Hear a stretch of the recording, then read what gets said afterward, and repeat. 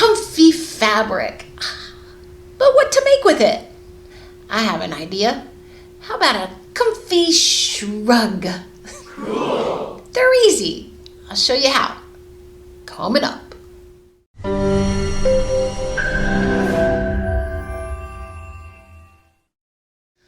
So I've had this fabric for a couple of years. I don't even remember where I bought it, but I was like, wow, I love this. Who bought this? It was me, I guess. I can't remember where.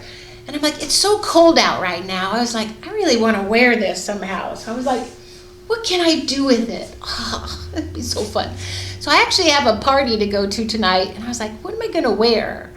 I have this cool coat I just finished, but you take your coat off when you go to the party. So I was thinking, what if I made a shrug out of this and I wore it all night long? And I'd be cozy warm like that. And it's just so cute. Anyway, so a shrug, I've done a video about this about a year ago. You can make them out of such lightweight fabric. I've made them for the summer out of linen. Real soft linens, and they're really great over tank tops and all when you just need a little jacket, and they're perfect for traveling. So you just here is actually a shrug that I made to go over an evening dress. It looks like this right here, and you just open it up like this. I'll show you how to put it on.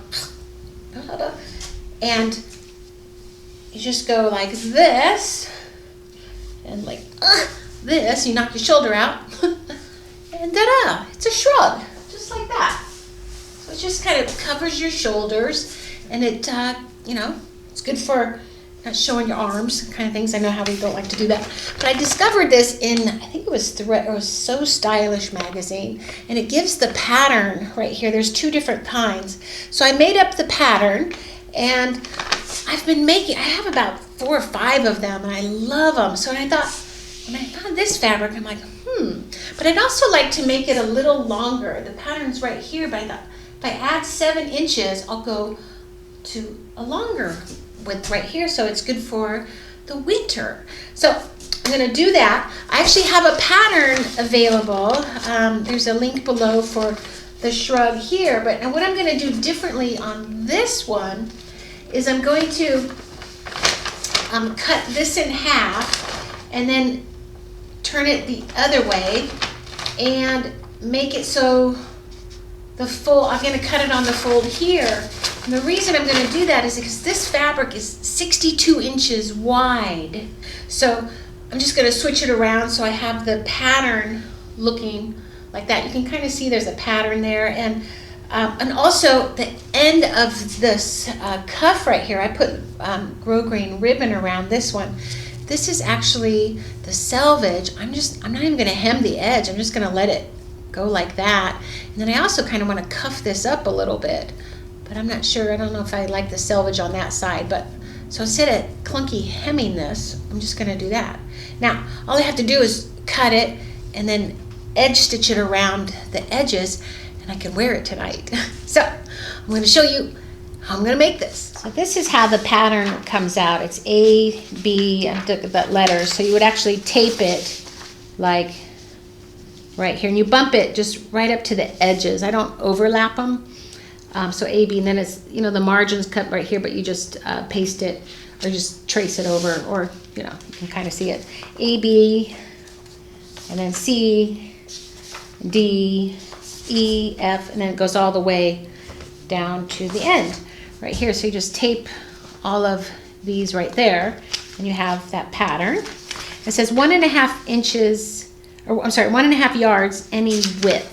And this pattern I actually cut. So this is when it's taped up right here, like this. This is cut on the fold, so you would take a yard and a half, you fold it in half, evenly, and you have the fold here, and then you cut like that.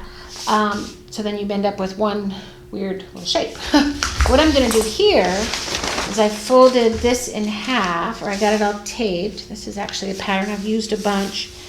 And I'm going to cut this in half. It's all even. And then I'm going to tape this right here. So now this is going to become my cut on the fold, and then this is going to be one of them. So I'm just changing the direction of the grain. And so instead, this will be the length grain going down, and then the cross grain will be going across. The cross grain always usually has a little bit more stretch to it. And in this fabric, you know, every fabric's kind of different, so you never know. Right there. And then I'm also going to add, when I put it on the fabric, I'm going to add, I measured 7, when I had it here, measured 7 inches what I wanted, but that was including the hem too, so I probably only need 6. And I think that's exactly what I have there. This fabric's 62 inches wide, which is kind of unusual. Usually they're like 59 or 60, so that's good. I actually get extra length out of it. But you can always cut it the other way too if you want a long one. So now I need to lay out the fabric. Okay, so I have this end piece here. I have a big piece. I'm sure my friends will see it and want one too, so I'll have to make them another one.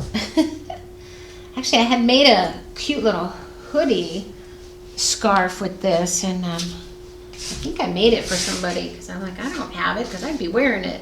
Where is it? I can never remember anymore.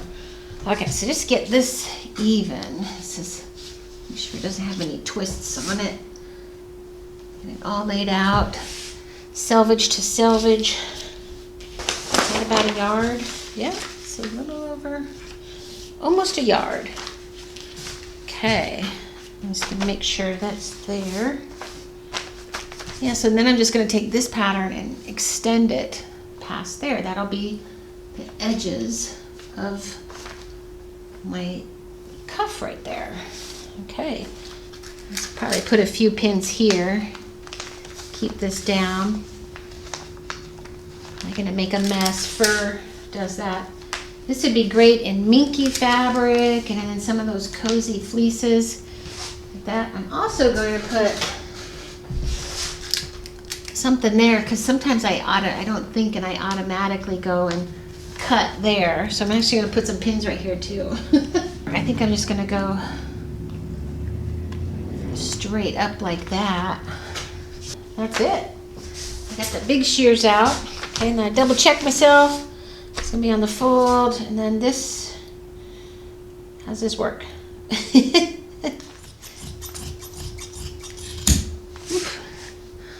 Okay, I'll cut. So now all this stuff, what you're gonna do is take this, carefully fold it up, put it in the trash. Because all this fur gets all over the place. Oh my gosh. Look at this. Oh my gosh. Okay. Clean this up. Now I'm ready to sew. Unpin the pattern. Pin it this way. Then save that for the next one.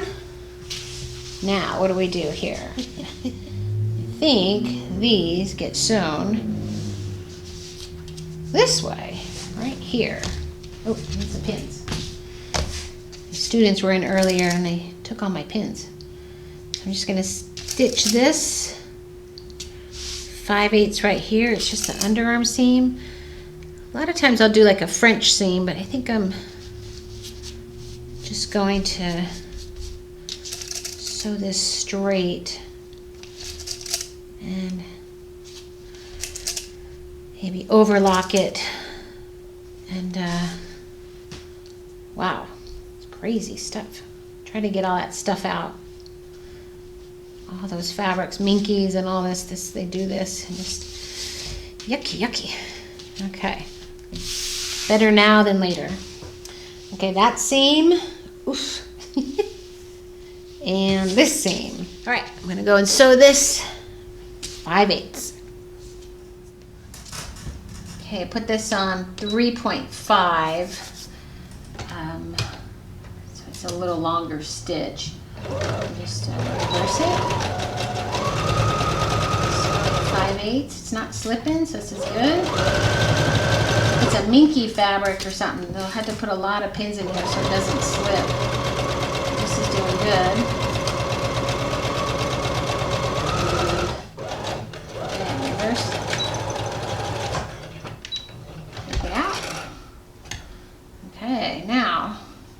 I want to overlock this or leave it like that. Kind of like it like that. Just have to make sure all the shredding's done. Yeah, I actually like it like this. It's kind of cute. I don't know if you'll see it on the inside. You might. Looking good. All right, this is almost done. I just have to hem the edges.